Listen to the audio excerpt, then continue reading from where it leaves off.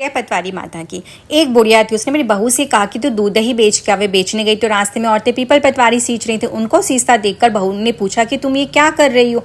औरतें बोली कि हम पीपल पटवारी सींच रही, इससे अंधन होता है, 12 वर्ष का बिछड़ा पति मिल जाता है। बहू बोली ऐसी बात है, तुम पानी से सींचती हो, मैं दूध से सींचूंगी। गुजरी बहू रोजाना दूध दही बेचने नहीं जाती, वे रोजाना तो दूध तो पीपल में और दही पटवारी में सींचती। सास दूध दही का दाम मांगती हो तो कह देती महीना पूरा हो जाने पर दूंगी। कार्तिक का महीना पूरा हो गया। पुणे के दिन बहू पीपल पटवारी के पास जाकर बैठ गई। पटवारी ने पूछा कि तू मेरे पास क्यों बैठ गई। बहू बोली कि सास दूध दही का दाम मांगेंगी। पीपल पटवारी बोली मेरे पास क्या दाम रखा है, भरा डिंडा पान पतूरा, इसको ले जा। बहू ने वही ले जाकर कोठी में रख दिया और डर के मारे कपड़ा ओढ़कर सो गई। सासू बोली बहू पैसे लाओ। बहू बोली कोठी में रखा है। सासू ने कोठी खोल के देखी तो हीरा मोती जगमगा रहे। सासू बोली बहू इतना धन कहाँ से लाई। बहू आकर देखी तो सच्ची में ही धन भरा हुआ है। बहू ने सास को सारी बात बता दी। सास ने कहा कि आपकी कार्तिक में भी पटवारी सींचूंगी। कार्तिक आया, सास दूध दही तो बेच आती, हांडी धोकर पीपल पटवारी में चढ़ा देती। आकर बहू से कहती मेरे से दाम मांग ले। कहती सासू जी कोई बहू भी दाम मांगती है, पर सासू कहती कि तू मांग। बहू बोली सासू जी पैसे लाओ।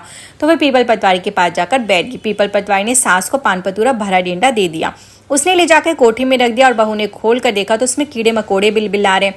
बहू ने कहा सासू जी क्या है। सास ने आकर देखा तो बोलने लगी पीपल पटवारी तो बड़ी दोगली पटपीतन है, इसको तो धन दिया, मुझको कीड़ा मकोड़ा दिया। तब से कोई बोलने लगे कि बहू तो सत की भूखी सींचे थी, तू तो धन की भूखी है। हे पटवारी माता, जैसे बहू को दिया वैसे सबको दियो, जैसे सास को दिया वैसे किसी को मत दियो। बोलो पटवारी माता की जय।